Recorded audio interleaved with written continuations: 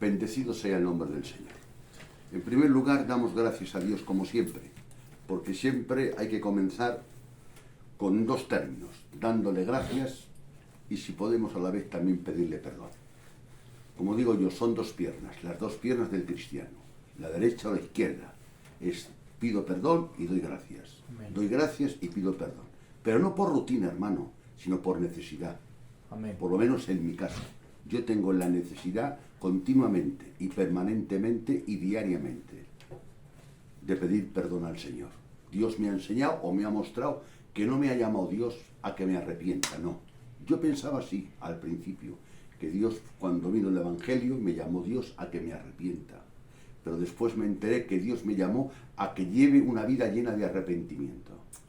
Porque cada día fallo, cada día me equivoco. Entonces, es insuficiente haberme arrepentido ayer si hoy la he mangado y no me he arrepentido hoy. Y el arrepentirte no es una invitación, es un mandamiento. Es que a veces algunos predicadores parece ser que predicando no han puesto énfasis en esa palabra. Arrepentirse no es una opción, no es una invitación, es un mandamiento. Dios manda que te arrepientas. Como Dios manda que creas el Evangelio. Tampoco Él te ha invitado al Evangelio, te ha mandado que recibas el Evangelio. Y el no recibir el Evangelio es una desobediencia. Y esa desobediencia acarrea una condenación. La salvación está en Cristo, pero por medio del Evangelio. Yo debo recibir el Evangelio. Recibir el Evangelio no es una invitación. Es que, hermano, es que una cosa es que yo invite a una persona a algo y otra cosa es que yo le mande algo. No, tiene más fuerza. Es un imperativo. Amén. Dios manda, Dios ordena, porque Dios tiene derecho a mandar y a ordenar. Él manda que me arrepienta y Él manda que crea en el Evangelio y que reciba el Evangelio y que me someta al Evangelio y que abrace el Evangelio. Bendecido sea el nombre del Señor. Independientemente de lo que ya creemos nosotros, que para hacer eso o conseguir eso necesitamos la intervención divina. Amén. Pero ese no es el caso es esto. Dios no te invita a que te arrepientas, me manda a que me arrepienta. No te invita a que aceptes el Evangelio, Josué, te manda, te ordena, es un imperativo. ¿Entendido? Es que es importante, porque el otro día en cierta ocasión y a cierto hombre de Dios, cuando lo escuché le noté con poca fuerza y dije yo entre mí, este parece ser que está a la iglesia enseñándole como que invita a Dios a que te arrepientas o como que te invita a Dios a que aceptes el Evangelio. No lo decía con la fuerza que hay que decirlo. Y una cosa, te repito, es una invitación y otra cosa es un imperativo, un mandamiento. Y el predicador, cuando va a predicar o enseñando, debe hacer una clasificación de una cosa narrativa, de una invitación o de una cosa imperativa. Bendecido sea el nombre del Señor. Amén. Bien, el otro día hablemos una introducción de la doctrina de Dios. La doctrina de Dios, hermano, es como el mar, por así decirlo. Dios es más grande porque es el creador del mar. Es un ejemplo, porque cada vez que se habla desde el mar se habla de algo grande. Es un tema de estudio que yo creo que jamás nadie vamos a dominarlo.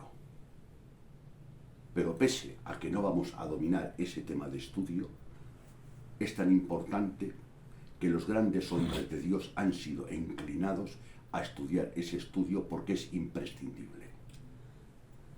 La doctrina de Dios es conocer a Dios. Hay gente que tiene mucha curiosidad de saber quién es Dios.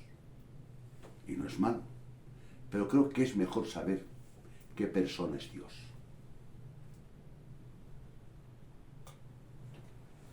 Repito, porque eso es hilar un poco fino.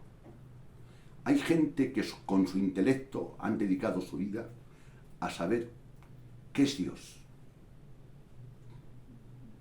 Y otros han dedicado su vida a saber qué clase de persona es Dios.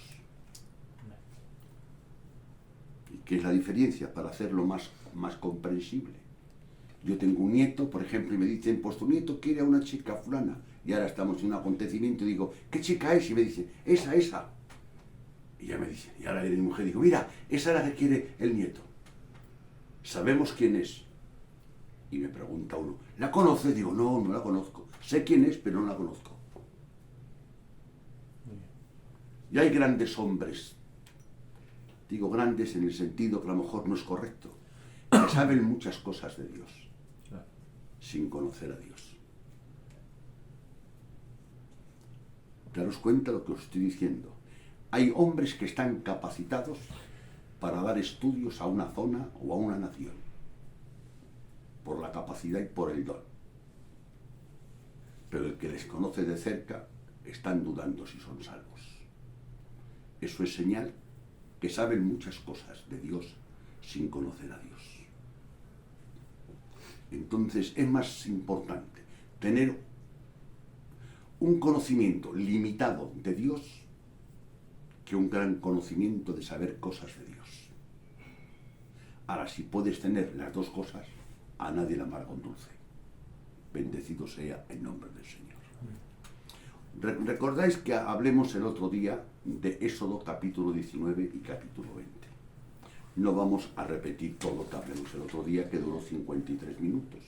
Solamente para recordaros digo una palabra. Dije que, y por cierto, estas palabras ya os lo dije el otro día, las escuché a un hombre de Dios y las copié de él, porque fueron muy, muy bonitas, y cuando yo escucho algo muy bonito, pues copio. De lo bueno hay que copiar. Y hay hombres de Dios que Dios ha puesto en nuestro camino para que nos enseñen. Y dice, lo más importante de una persona es cómo percibe o concibe a Dios. Eso afecta a nuestra manera de relacionarnos con Dios y con los hombres.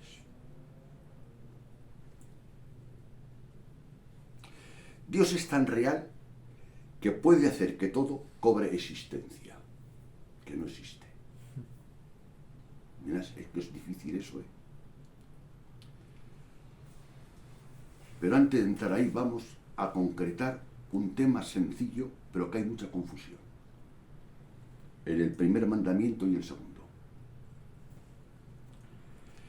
El verso 3 del 20 dice, no tendrás dioses ajenos delante de ti. Ahí se refiere, no tendrás ídolos, que sabemos todos. Antes los teníamos, la Macarena, San Cristóbal, ¿verdad? Muchos ídolos, ¿no? Por decir, eso está prohibido, eso lo sabemos todo. Pero es que en el versículo 4 dice, no te harás imagen y ninguna semejanza de lo que está arriba, en la tierra, ni debajo. Para mí eso no es una repetición. El segundo mandamiento no es una repetición del primero. Es que no solamente Dios prohíbe adorar a los ídolos falsos, a los dioses falsos, Josué, si Dios que también prohíbe adorar al Dios verdadero por medio de imágenes. Amén. No sé si tú te has tocado, yo sí que me he tocado con algún católico y me ha dicho, yo no adoro a ningún ídolo, yo adoro a Dios, a Jesucristo, mira, y me ha enseñado un crucifijo. Y se han imaginado que Jesucristo es verdad, que murió a los 33 años. Y como era judío, pues se han imaginado la figura de un hombre de 33 años. Y lo han hecho lo más parecido, según la mente de ellos, lo ha hecho uno que sabía y ha hecho un crucifijo. Dice, yo cuando miro a ese crucifijo, pienso en Jesucristo, que ha muerto por mis pecados. Y yo digo que acepto, que recibo, y que creo en Jesucristo, que es el Hijo de Dios. Y en Cristo hay salvación. Y solamente en Cristo hay salvación. Y fuera de Cristo hay condenación. Pero el crucifijo me ayuda, me motiva a adorar a Jesucristo. Yo no adoro a ningún ídolo. Yo adoro a Jesucristo y te dice a grito que es el Hijo de Dios, el que ha muerto por mis pecados. Y creo que Jesucristo es la segunda persona de la Trinidad. Yo no adoro a ídolos, ni a imágenes, no. Yo pongo unas imágenes para que me estimulen, para que me ayuden, para que me motiven. Porque a veces somos humanos, estamos a falta de motivaciones y esas imágenes nos motivan. Ese es el mandamiento, ahí va. Repito, hay gente que no adora. Adora a Dios, pero a su manera. Y la Biblia no solamente nos manda a adorar a Dios, sino nos manda a adorar a la manera que Dios ha establecido, ¿no? Que hay que adorarle. Por eso hay una palabra que a mí al principio hace años me extrañó. ¿Sabéis cuando? Yo voy a citar y así no leo tanto. Cuando hizo Aarón el becerro, yo me he preguntado tantas veces, bueno, ¿y cómo cedió tan pronto Aarón? ¿No te has preguntado eso? ¿Cómo cedió tan pronto? Porque podía haber una lucha, lo atosigó el pueblo, Aarón dijo que no, el pueblo dijo que sí, pero tú observas, no hay ninguna lucha. Y cuando hace el becerro dice, este es Jehová. Hace un símbolo del auténtico Dios. Y vamos todos mañana a adorar todos a Jehová. Quisieron hacer algo visible, algo tangible, algo palpable, pero estaba prohibido.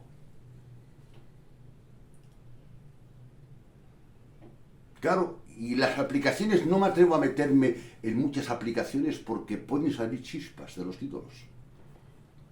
Hay hombres de Dios que han dicho que el corazón humano es una fábrica de ídolos. ¿Es malo que el día de San Valentín me vaya a cenar con mi mujer? No es malo que te vayas a cenar con tu mujer, pero ¿por qué tiene que ser el día San Valentín? ¿Crees tú en eso? Pues vete todo el año, invítala a cenar, menos ese día, mostrando con tu conducta que no crees en ese día. Hay gente que pongo de ejemplos, y ahí no voy a entrar mucho, porque sé que de ahí salían chispas. Hay gente que vive 400 kilómetros y el día de los santos no han pisado en todo el año el cementerio, y el día de los santos andan 400 y 400, 800 kilómetros por estar una hora donde un difunto tiene enterrado. No es malo que vengan al cementerio, pero ¿por qué tiene que venir el día de los santos si él dice que no cree? Muéstrame con tu conducta que no crees. Hay gente que no tiene la costumbre y en todo el año lleva a cenar a su mujer, en todo el año a cenar. Y hoy, así caiga Valladolid en el suelo, mañana que es San Valentín, la tiene que llevar. Que no digo que sea malo, hermano.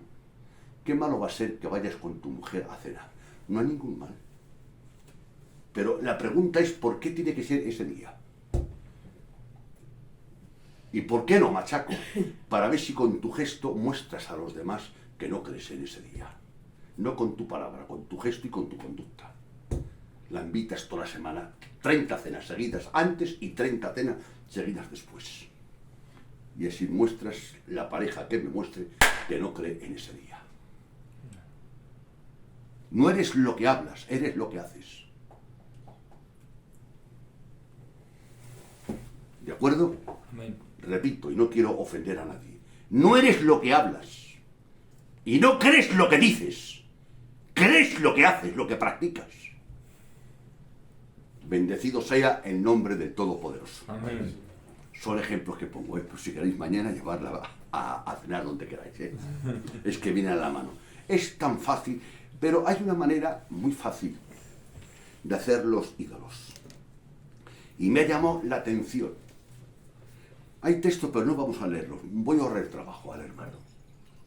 ¿Sabéis que una vez hubo una plaga porque el pueblo criticó a Moisés de serpientes y mataba a muchos cristianos, a mucho pueblo judío, las serpientes? Y Moisés oró, intercedió, no pique.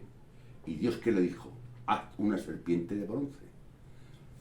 La serpiente de bronce la mandó a hacer Moisés y la hizo. Y el que miraba a la serpiente después de ser mordido era curado. ¿De acuerdo?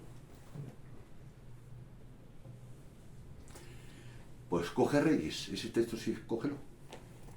Segunda de Reyes, ¿qué es lo que vas a leer? El nuevo texto. 18:4. Él quitó los lugares altos y quebró las imágenes y cortó los símbolos de Asera e hizo pedazos la serpiente de bronce que había hecho Moisés. Porque hasta entonces le quemaban incienso los hijos de Israel y la llamó Naustán. Que es bronce. Dios, no un hombre, mandó un siervo de Dios, haz una serpiente de bronce. Y mira si tuvo efecto y fruto, que según la Biblia Todos los que habían sido mordidos por la serpiente y miraban por fe a la serpiente esa de bronce eran curados, ¿verdad, hermanos? Y Jesús, para respaldar eso, en Juan 3 le dice a Nicodemo: como Moisés levantó la serpiente en el desierto, así es necesario que el Hijo del Hombre sea levantado. Un símbolo y un paralelo de la bendita persona de Jesús. Y el símbolo y el paralelo de la bendita persona de Jesús y lo que Dios mandó, lo mandó Dios en persona, y hubo fruto. Que todo aquel que miraba a la serpiente era curado, era sanado, se salvaba. Pero con todo y eso, ¿qué hizo un hombre de Dios? Cuidado, romper y destrozar eso que Dios mandó hacer. Y lo dice porque todo el mundo, todo Israel, le ofrecían chencho, incienso y adoraban a la serpiente de bronce. ¿Os dais cuenta qué fácil es caer? Ahora podíamos ahí pararnos, pero vamos a ver, hermano Machaco. ¿Quién mandó a hacer la serpiente? Dios. ¿Quién la hizo? Moisés. ¿Hubo respaldo? Sí. ¿Les mordía la serpiente? Y según la Biblia miraban a la serpiente, ¿verdad aquí que dijo? Por fe. Y eran sanados. Y ahora encima Jesucristo, que es la segunda persona de la Trinidad, le dice en el Evangelio según San Juan, capítulo 3, de la misma manera que Moisés levantó la serpiente en el desierto, así es necesario que el Hijo del Hombre sea levantado, para que todo aquel que en él crea no se pierda, mas tenga vida eterna. Y ahora este obrero, hombre de Dios, coge eso y lo destruye. ¿Te das cuenta qué fácil es hacer un ídolo, hermanos? De algo que Dios mandó hacer. Unos se van a agarrar a que Dios lo mandó a hacer, ¿verdad? Y el que se agarre a eso lleva razón. Otros se van a agarrar a que hubo fruto, ¿no? El que le miraba era por fe, era salvo, ¿sí o no? Se sanó, 2. Y otros se van a agarrar, mira si tenía respaldo, que Jesucristo hizo un paralelo de aquello, indicando que hablaba de él, 3. ¿Cómo te vas a atrever tú a romper eso?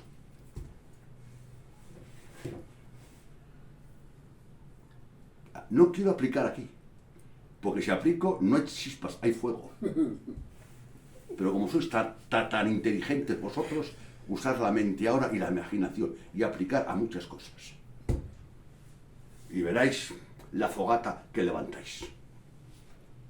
Otro hombre de Dios, otro caso. Voy a narrarlo y no voy a leerlo.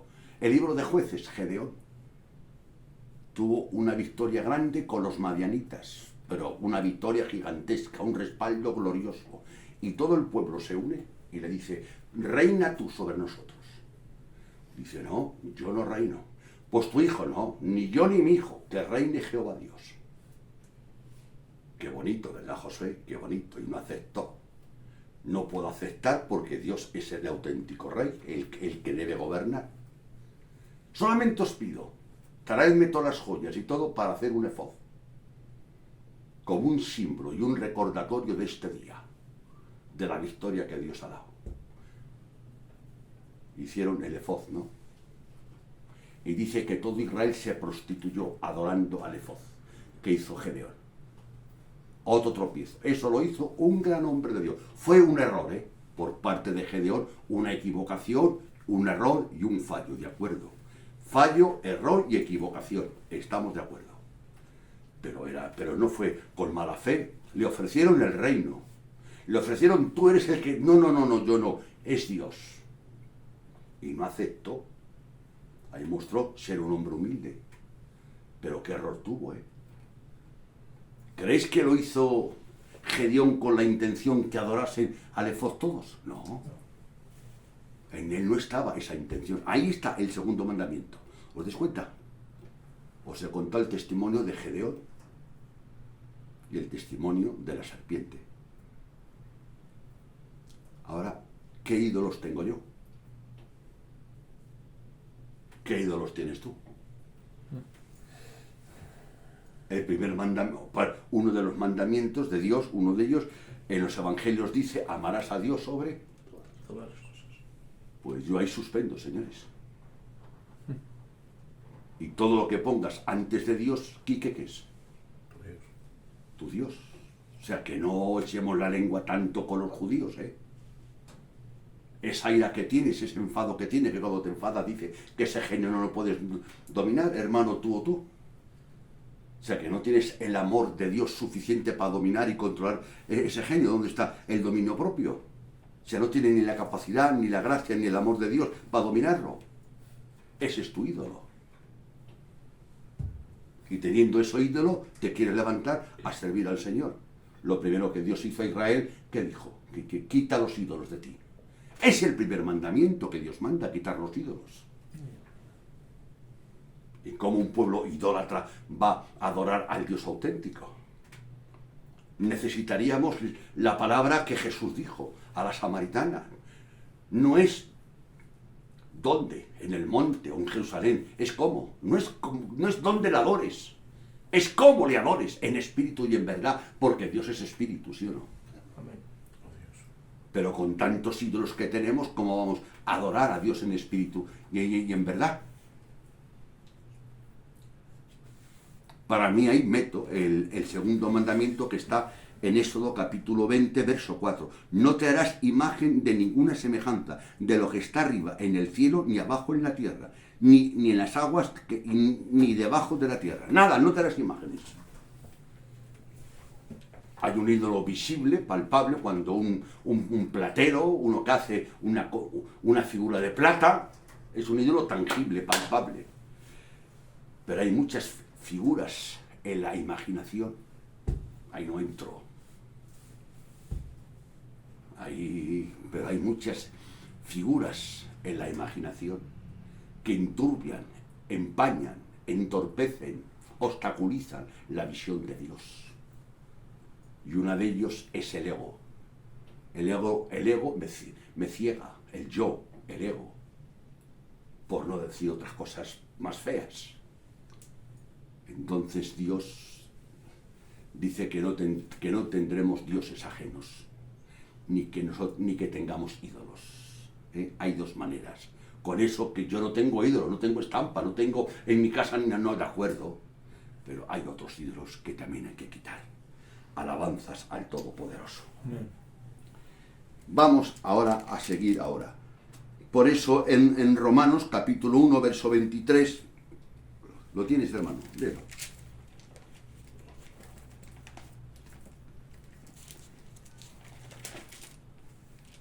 Y cambiaron la gloria del Dios incorruptible en semejanza de imagen de hombre corruptible, de aves, de cuadrúpedos y de reptiles. Y de hombres también, ¿no es eso?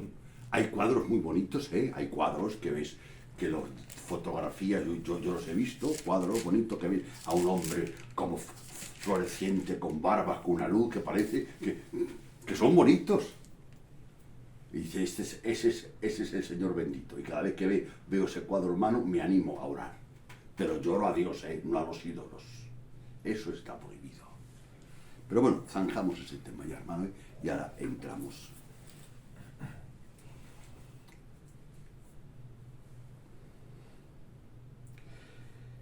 ¿Por qué Dios no quiere que haga ídolos? Una es Génesis 1:1.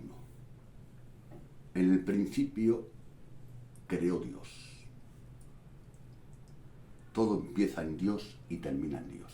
Amén. Dios creó, por así decirlo, el tiempo.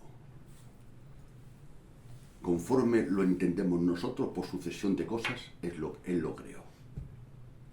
Y Dios creó el universo, y lo que se ve y lo que no se ve. Y lo creó de la nada. ¿Sí o no? ¿Has pensado en la nada? ¿Qué es la nada?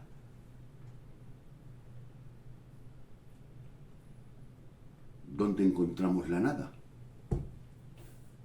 ¿Dónde está? En ningún lugar, porque la nada no existe. Por eso, ¿de qué se sorprendieron los apóstoles? Con 5 panes Dios de comer a 5.000 o a 6.000, ¿sí o no? ¿De qué te sorprendes? Si Dios creó lo que se ve y lo que no se ve de la nada. ¿Con eso qué quieres dar a entender, machaco? En primer lugar, que Dios es omnipotente, que Dios es eterno, que Dios es inmutable y que Dios no nos necesita para nada. Porque Dios creó el universo de la nada. Amén. Es que si no estoy yo, se nota mucho en el culto si no estoy yo. Ah, Muy bien, hermano. Y es verdad, ¿eh? Porque la iglesia no es muy espiritual y tiene la tendencia. Es que somos tentados a poner los ojos en lo que se ve. Pero es que hay un llamamiento que tenemos todos, a poner los ojos en lo que no se ve. Pero es que es más fácil, hermano Emilio, poner los ojos en lo que se ve. Poner los ojos, no dice mirar, poner los ojos, coger el término, poner los ojos. Es lo más fácil del mundo, es poner los ojos en lo que se ve. Pero qué difícil es, Adonai, poner los ojos en lo que no se ve. Y que me guíe lo que no se ve. Y que presida lo que no se ve. Hablando de Dios, claro. Y que gobierne lo que no se ve. Y que rinda mi vida a lo que no se ve. Por eso el que no se ve. Pero claro, hay una cosa importante. Para mí Dios es invisible, pero yo para Él no. amén. Ese es un problema. Para mí Dios es invisible, es espíritu. Para mí Dios es invisible, pero yo para Él no, yo soy visible. Aleluya. Y hay de dos personas que no me puedo escapar, de Dios y de mí. ¿Dónde me escapo de mí? ¿Y dónde me escapo de Dios?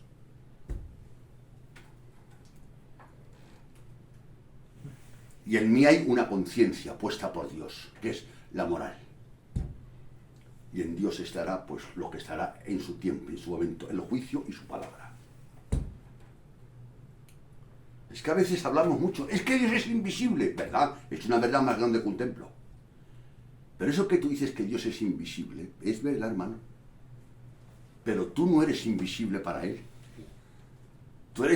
Yo desearía algunos ratos de ser invisible. Desearía que dijese, corta, apaga esto, Señor, no me vayas aquí. A veces cuando voy a ponerme yo, y no ofendo a nadie, cuando me pongo de rodillas y me quebranto y levanto las manos y salgo llorando y me sacas una foto, dices, qué santo es este hombre. Pero cuando me ves en un problema que tengo, que me inflo de ira, de orgullo y de vanidad, y me sacas otra foto y los pones juntos, dice, este hombre de Dios no tiene nada. Pues es el mismo que has dicho que tenía mucho. Ah, pues me he confundido, no tiene nada. Se parece a esa chica que arreglada parece guapa, pero sin arreglar es horrible. ¿Sí o no? Sí. El Señor nos vaya ayudando. Ahora vamos a ver en Colosenses, el hermano. Pero antes quisiera leer un texto que a veces se ha hablado mal de este texto. Vamos, no se ha hablado mal, perdón. No se ha dicho bien. Juan 3:27. Un texto que todo el mundo, hasta los inconversos, lo saben de memoria, pero al revés. Claro, al revés porque tú lo has enseñado al revés. Porque ellos no han leído la Biblia. Cuando yo veo a un inconverso que cita un texto al revés, digo, a este se lo han dicho al revés, porque tú has leído la Biblia. No. Es que lo he oído aquí a fulano. Y te cita varios nombres. O sea, el inconverso dice el texto al revés porque tú se lo has enseñado al revés. Juan 3:27. Respondió Juan y dijo, no puede el hombre recibir nada si no le fuere dado del cielo. No puede el hombre recibir nada. No poco, ni mucho, nada. Y yo el texto lo he oído decir. No puedo dar nada si no lo recibo antes. ¿No has leído tú el texto allí? ¿Sí o no? Eso no dice el texto. Dice que no puede recibir nada. O sea, No puedes ofrecer nada a Dios que Él no te haya que Él no te ha dado antes. Según Salmo lo dice, todo es mío, ¿sí o no? Todo lo que ofreces a Dios, Dios te lo ha dado antes. Claro, sí, pero sí. Si tú entiendes que todo lo que tienes te lo ha dado Dios, te costará menos darle lo que tengas que darle a Dios. Pero cuando entiendes esa verdad, lo que tengo me lo ha dado Dios, todo lo que tengo me lo ha dado Dios, entonces no me puede costar dárselo a Dios porque es devolverlo y yo quedarme con algo que es de Él. Lo que te has quedado es de Dios y lo que le has dado era de Él. O sea, que lo que le has dado es de Dios y lo que te has quedado es de Dios. Tuyo no es nada. Es que son verdades que se entienden mentalmente, pero hay que tenerlas en el alma. Yana y Safira no la tuvo en el alma, ¿verdad? Sustrajeron, vendieron una heredad y pensaban que eran de ellos. Pues harto hacemos con que demos esto. Y ahí mintieron con un lío. Pero voy al detalle. Y se quedó, pero si todo lo que tienes es que yo hago para Dios, es que yo doy para esto, que tú nada. ¿Cómo que nada? Nada. El querer como el hacer es producido por Dios. Amén. Toda la gloria, toda la honra, todo el respeto hay que dárselo a Dios. Amén. Amén. Y Pablo nos recuerda que tenemos ese tesoro en vasos de barro, para que la excelencia del poder sea de Dios y no nuestra. Amén. Gloria a Dios. Ahora buscamos Jeremías 9, 23 y 24. Dios te ha creado, hay dos términos que se encuentran en la Biblia y son paralelos. Uno dice que Dios nos creó para su gloria, y yo lo creo. Y otro dice que Dios nos creó para que le conozcamos, y también lo creo. Son muy paralelos, porque conocer a Dios es la gloria de Dios, ¿sí o no? Amén. No digo saber datos de Dios, digo conocer a Dios. Y ahora vamos a ver Jeremías 9, 23 y 24. Así dijo Jehová: no se alabe el sabio en su sabiduría, ni en su valentía se alabe el valiente, ni el rico se alabe en sus riquezas, mas alábese en esto el que se hubiere de alabar, en entenderme y conocerme, que yo soy Jehová, que hago misericordia, juicio y justicia en la tierra, porque estas cosas quiero, dice Jehová.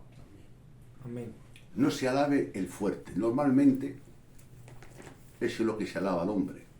En la fuerza, en la sabiduría, no. En las cosas que se alaban, que no. Que te alabes, dice dos cosas. Primero dice en entenderme. Y luego en conocerme. Sí, señor.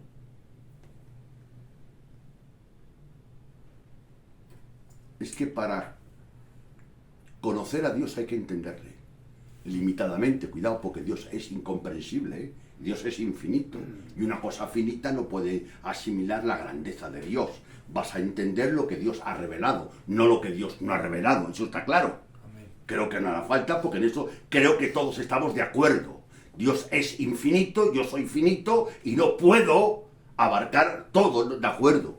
Pero hay una cosa que dice la Biblia que Dios ha revelado, y la cosa que ha revelado es porque quiere que yo la sepa y quieres que tú la sepas. Amén. En entenderme y en conocerme. Por eso a veces nos cuesta obedecer tanto a Dios, porque no entendemos. Tenemos el problema con Dios como lo tiene tu hijo contigo, que le prohíbes algo y no sabes por qué se lo prohíbes. Con ese niño no vayas, hijo, que ese niño muy... Pero no lo entiende, es su amigo. Y tú te has enterado que ese niño hace cosas que no están bien hechas y como padre le prohíbes eso. Y el niño coge un relinche. ¿Qué te pasa, hijo? Nada. Y exclusivamente el niño a veces va hasta donde el abuelo. Nada, que mi papá no quiere que vaya con fulano y es mi amigo. Y sale medio llorando o sea, no entiende. Lo que le has prohibido no lo entiende. Por eso le cuesta tanto. Porque no entiende. Y al no entender, le estropiezo lo que tú le prohíbes. Y Dios dice que debemos, en otras palabras, buscar entender. Pero la única manera que podemos entender es por la gracia de Dios. Siempre Dios es previo. La fuente de información que tenemos es Dios. El conocimiento de Dios no es un logro tuyo y mío, que hemos indagado, que hemos investigado, y no. Tú vas, o yo voy, con la ayuda del Espíritu Santo a entender lo que está escrito, lo que Él ha querido que tú entiendas, pero nunca vas a entender lo que Él no quiere que tú no entiendas. Y con todo y eso, lo que Él quiere que tú entiendas, a veces yo no lo entiendo, necesitamos. Por eso Pablo tenía tanta carga. Busca a Daniel, o yo lo cito, es igual. Dice Daniel: el pueblo que conoce a Dios actuará y se esforzará. El pueblo que conoce a Dios actuará y se esforzará. ¿Qué es lo que motiva a un hombre a esforzarse? El conocerlo. Y nosotros a veces mandamos a ciertas personas que se esfuerzan a que hagan algo cuando no han conocido a Dios. El pueblo que conoce, eso lo dijo Daniel. ¿Y dónde lo dijo? Es que estaba Daniel. No. Daniel estaba en unos momentos muy críticos, desarraigado de su nación, deportado a Babilonia. Y ya sabéis, si leéis el libro de Daniel, veis hazañas. Todas esas hazañas, ¿sabes de dónde nacieron? Del conocimiento, ¿sí o no? De Dios. Lo primero nada más entrar allí es lo que hizo. Y propuso en su corazón no contaminarse. Propósito, determinación. Era un crío, era un niño, era un jovencito. Se calcula con unos 16 años. Un jovencito, un niño. Pero tuvo la determinación. ¡Determinación! No me contamino. Es lo primero. Los 3 amigos de Daniel, cuando el horno, ante el rey, o me adoráis al ídolo o os tiro al horno. Una cosa es contarlo aquí sentados todos en el comedor mío, y otra cosa es estar en ese momento allí. Claro. No te moleste ni esperes nuestra contestación. Si Dios nos libra, que nos libre, si no, que haga lo que quiera. Nosotros no adoramos a los ídolos, no adoramos a tu Dios. Esa actitud, esa fuerza, esa energía, ¿quién la da? El conocimiento de Dios. No el saber cosas de Dios, no. Por eso sabes tú muchos de Dios y no cambias, no mejoras. Tenía la negra yo antes y sigo teniéndola. Antes sabía 10 cosas de Dios, ahora sé 20, pero sigo teniendo la mala sombra que tenía. Si sigo siendo el que era, es la señal que solamente estoy acumulando información, nada más. Pero los 3 eran 3 jóvenes.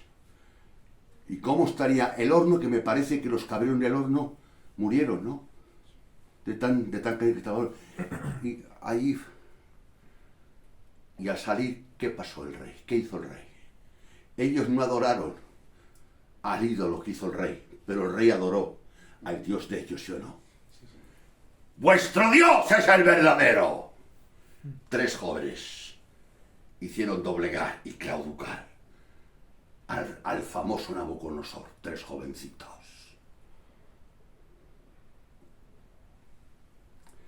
El que tiene conocimiento de Dios piensa cosas grandes de Dios. Nabucodonosor sueña un sueño, llama a los sabios y les dice: he soñado un sueño y estoy impaciente y estoy nervioso, me lo tenéis que contar. Bueno, dinos el sueño. No me acuerdo.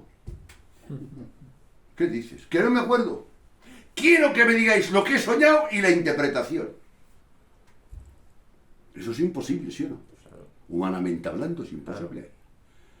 Pues no sabemos. No, una orden. Matar a todos los sabios de Babilonia. Pero que esa orden iba a cumplirse, ¿eh?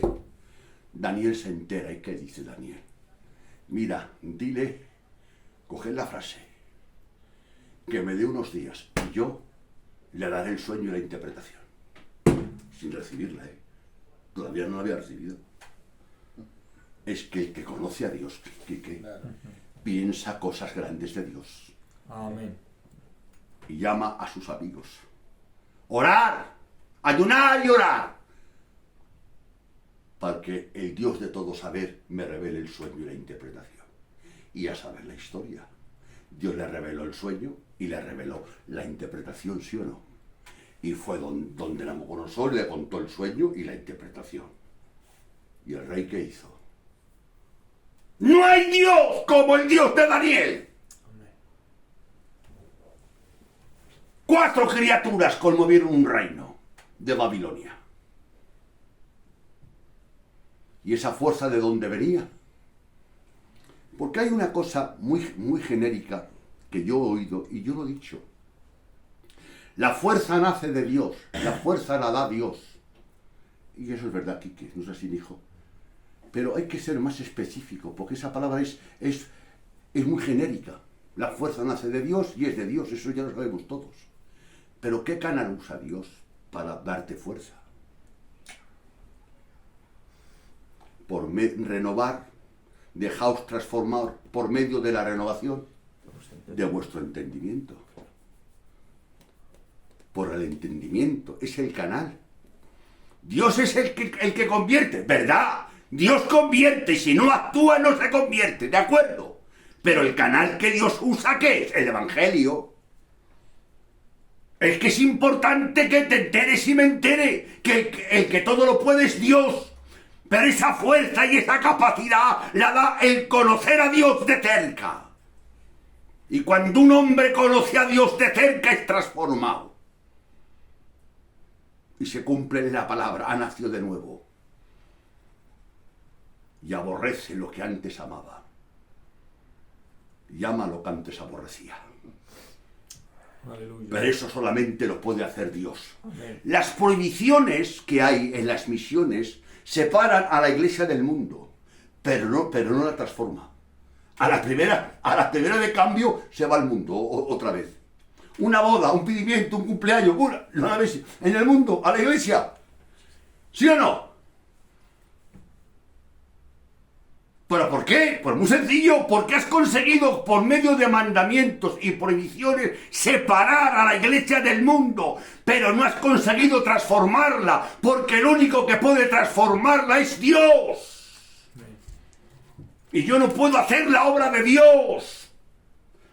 Ahora, Dios, si quiere, me puede usar a mí dándote una información. Pablo predicó un mensaje a un grupo de mujeres. Yo no sé, Quique, cuántas habría. 8, 10, 12. Y entre ellas sé el nombre de una porque lo dice la Biblia, Lidia. Vamos a hacer un cálculo. ¿Te parece bien? 10 mujeres, 10. 10 le escucharon predicar a Pablo, Emilio. 10 mujeres. Pero la Biblia dice que una.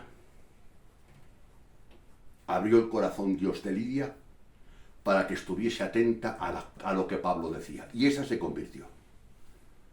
Y guarda silencio de las 9. Esa interpretación, yo pienso, es que no se convirtieron las demás. Pero aquí hay dos verdades paralelas.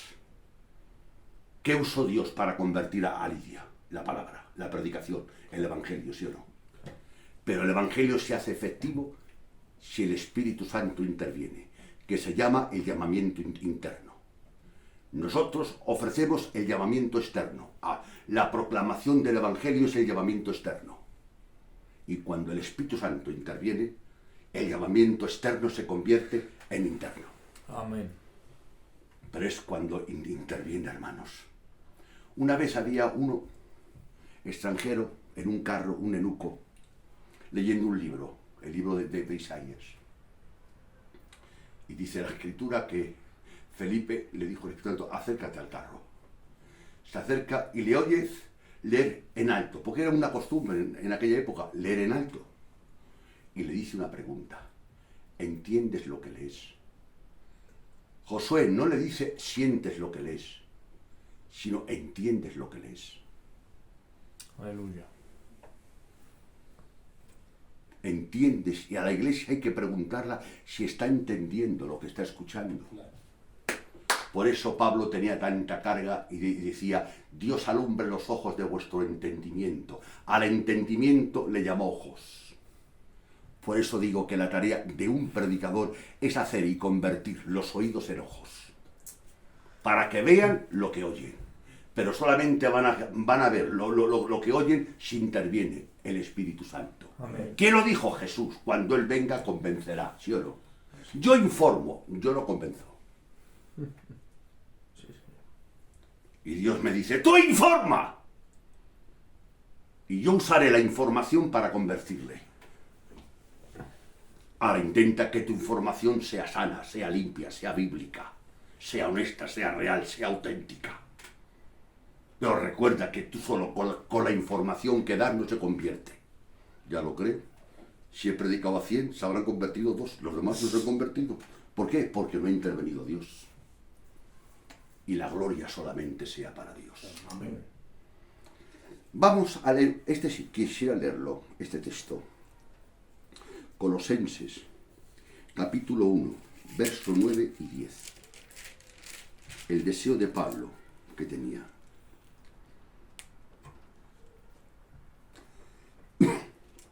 Colosenses 1:10. Capítulo 1, verso 9 y 10.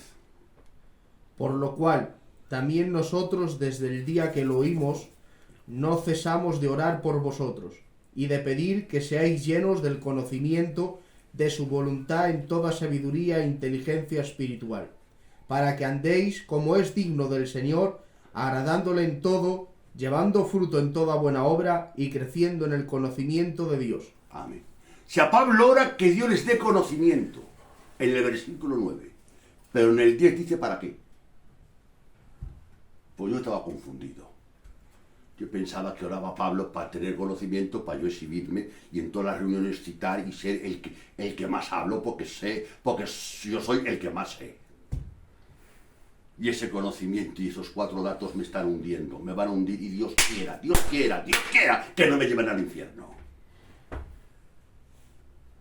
Dice Pablo, no, machaco, yo te enseño para que andes conforme al propósito de Dios, agradándole en todo. No para inflar tu ego, no para satisfacer tu curiosidad y no para que presumas delante de los demás que sabes mucho. Ah, es que yo no lo sabía eso, yo pensaba que era, estás confundido, hombre, ¿eh? Y Pablo sabiendo lo que decía, Pablo hablaba pero concretaba. Y oraba con carga, yo ruego y oro y suplico que Dios os dé conocimiento en su voluntad. ¿Para qué, Pablo? ¿Para qué? Para que andéis. ¿Cómo? Para que andéis agradándole. Ah, yo pensaba que era para ser un gran predicador. No. Ah, pues yo pensaba que era para eso. No, eso ¿quién te lo ha dicho? Eso es mentira. Pues yo pensaba que era para eso, Pablo, que si tú orabas por mí y Dios me daba conocimiento. No, repite el texto. Para que sepáis cómo debéis agradar a Dios. El conocimiento te capacita, te ilumina, te da fuerza, te da vigor, te da esperanza, te da ilusión. Y con ese conocimiento contemplas por los ojos de la fe la grandeza de Dios y ves tu miseria y dice, grande eres tú, santo eres tú, y para ti la gloria y para ti la honra. Y enséñame a amarte, a respetarte, ayúdame a obedecerte, ayúdame a decir no al pecado, no al orgullo, no a la vanidad y sí a Cristo. Amén. Pero es que estos me han enseñado que el conocimiento sirve para ser un candidato, un obrero, un pastor y un responsable y un presidente. No, el conocimiento te debe capacitar para agradarme a mí. Gloria a Dios. Yo te digo lo que no puedes hacer y lo que puedes hacer. Y mi Espíritu Santo te ilumina y te da vigor y fuerza. Esa era la carga de Pablo, ¿no era esa? Pues yo, hermanos, estaba confundido. Ruego, repito que es un texto, el 9 y el 10, que son enlazados. Primero ruega, suplica. ¿A quién? Al que lo sabe todo, porque Dios es omnisciente. Gloria a Dios. Dales conocimiento, no para satisfacer su curiosidad ni su ego, ni para que sean el pastor del templo, no. Dales conocimiento para que te agraden a ti, para que lleven fruto en toda buena obra y te glorifiquen a ti. Gloria a tu nombre, Jesús. Y hay tanto, es que hay tanto material para hablar de este tema que no sabes por dónde ir. Voy a ir cortando porque es mucho. Salmos 9:10. Y Filipenses, coge tu Adonai 1, capítulo 1. Salmos, capítulo 9, verso 10.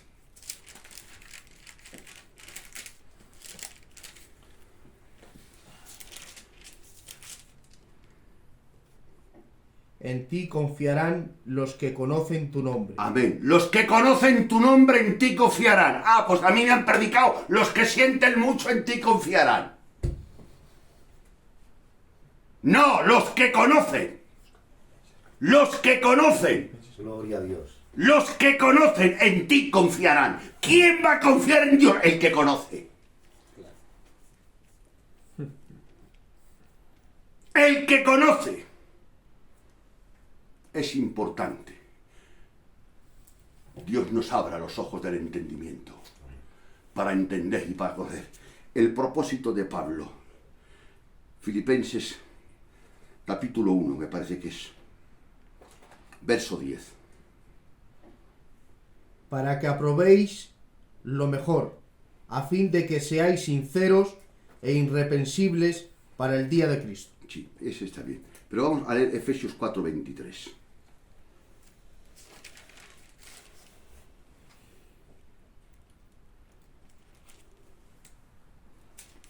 Este es un texto muy bueno. Y renovaos en el espíritu de vuestra mente. Renovaos en el espíritu de vuestra mente. Es un texto complicado, ¿eh? Yo os voy a decir cómo lo interpreté y cómo lo interpreto, aceptando el error. El Espíritu Santo debe influir en los procesos mentales nuestros para hacernos ver las cosas conforme Dios las quiere ver. Necesitamos urgentemente. ¿Sabéis qué es urgentemente? Cuando hay una ambulancia que lleva a un enfermo, da la señal y le dan paso a todo, ¿no? Necesitamos urgentemente que el Dios Espíritu Santo, porque aquí todos creemos que el Espíritu Santo es Dios, Amén. que el Dios Espíritu Santo influya en los procesos mentales de nuestra mente Gloria a Dios. para llevarnos a una perspectiva, la perspectiva de Dios. ¿Y dónde lo confirmas? En Juan 17:3. Padre, esta es la vida eterna, que te conozcan a ti. ¿Sí o no? Amén. La vida eterna no es vivir mucho ni poco. La vida eterna es conocer a Dios. Y esta es la vida eterna. ¿Y quién lo dijo? ¿Quién va a dar la definición, hermanos, de la vida eterna, hermano Chencho, mejor que Jesucristo, que es Dios? Claro. Jesucristo dijo y definió quién era Dios. Dios es espíritu. Y Jesucristo, no un hombre, Jesucristo en persona dijo, y esta es la vida eterna, que te conozcan a ti, el único Dios verdadero. Y ahí podíamos ir derechos, que ahí ya no voy a entrar, en Juan capítulo 1.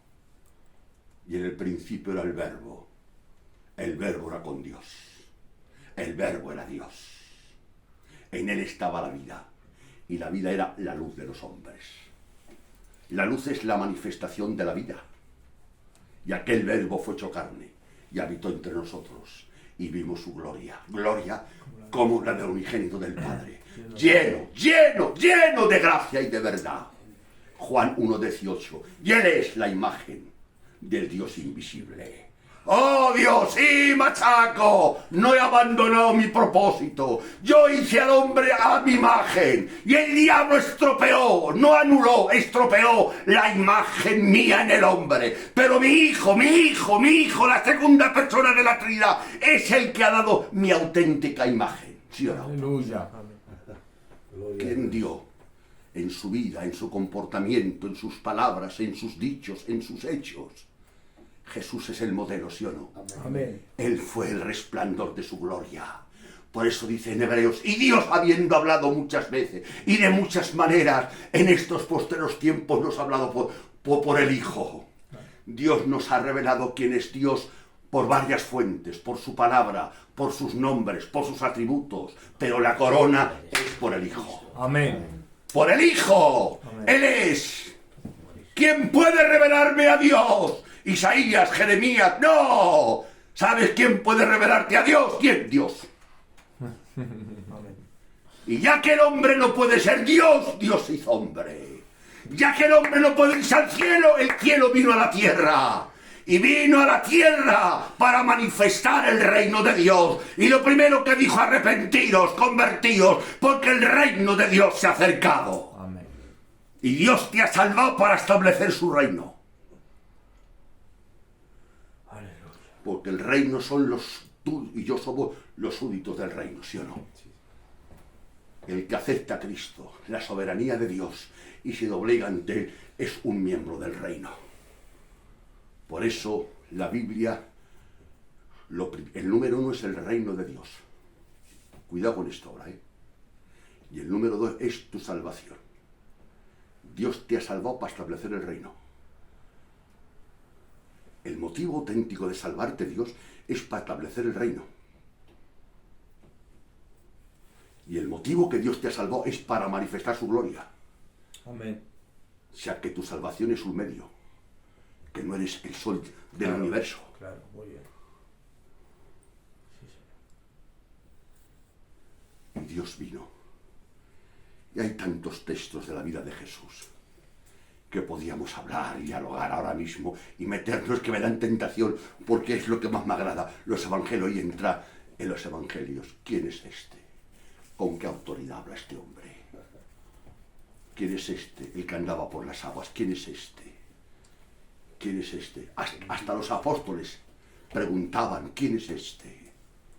En el monte de la transfiguración, cuando se transfiguró y lo interno se hizo externo, cogieron miedo y temblor, porque ellos intentaron comparar al Hijo de Dios con Moisés y con Elías.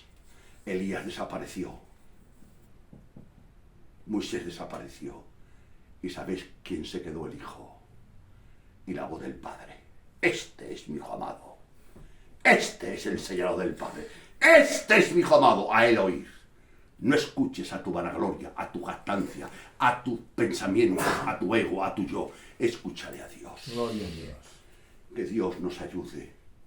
Y cuando él hablaba, y con esto termino, unos que iban a meterle preso volvieron sin él. ¿Qué pasa? Y dice, es que jamás hombre ha hablado como este hombre habla. ¿Sabéis por qué? Jesús era la verdad. Yo no. Yo hablo de la verdad. Muy bien. No soy la verdad. Y la verdad es la realidad. La verdad es la expresión de la realidad. Yo no soy, Dios me libre de tenerme por eso. La verdad es tan grande que solamente se le puede llamar verdad a Dios, ¿sí o no? Amén. Y a veces los ídolos es tu verdad. La verdad es Cristo. Tu razón, no, la razón es Cristo. Señor, tú eres la verdad y tú eres la vida. Por eso cuando llegó el momento de dar la definición, cuando le pidieron, por así decirlo, el carnet de identidad, lo enseñó. Dijo, yo soy el camino, yo soy la verdad y yo soy la vida. Y el que me ha visto a mí, ha visto al Padre. Y yo le digo, Señor, me pasa lo de Felipe. Ahora sí que termino. Felipe le dijo, muéstranos al Padre y nos basta. Quería recibir una visión del Padre fuera de la persona del Hijo. Cuidado, con lo que pidió Felipe. Y no hay visión del Padre fuera de la persona del Hijo, ¿sí o no? Amén. Le pidió algo imposible. Ignorante, claro, no creo que fuese a mala fe. ¡Muéstranos al Padre! Nos basta. Y Jesús le dijo, tanto tiempo hace que estoy contigo, Felipe, y no me has conocido. No dice, no me has visto, la había visto 3 años con él y comiendo. Señor, perdóname. No te conozco. Si te conociese, me portaría mejor. Con mi mujer, con mi madre, con mis yernos, con mis hijas, con mis nietos, con mis hermanos. Lo siento, Señor. Las deficiencias que tengo es porque no te conozco lo suficiente. Te pido perdón, Señor. Ayúdame a predicar lo que Juan dijo, que él predicaba lo que había visto, había contemplado, había palpado, había abrazado, tocante al verbo de vida. Yo, Señor, soy como Felipe. Te he visto algunas veces, he visto algunas manifestaciones. Tanto tiempo hace que estoy contigo, Felipe, y no me has conocido. Jeremías, el hombre que se glorie en esto, en conocerme y en entenderme. Eso, el entender a Dios da sentido a la vida. El entender a Dios te llena de satisfacción. No hay tesoro más grande, hermanos. No hay tesoro más grande. Lástima que no tenga palabras para poder expresar el tesoro tan grande que es. Conozco a Dios, soy de Dios, estoy en Dios. Ese es un tesoro que yo no tengo palabras, pero Dios nos ayude para entender. Y una de las cosas que sirve el entendimiento es para reconocer lo que tiene valor y lo que no tiene valor. Que Dios nos bendiga y nos guarde a todos. Amén. Amén.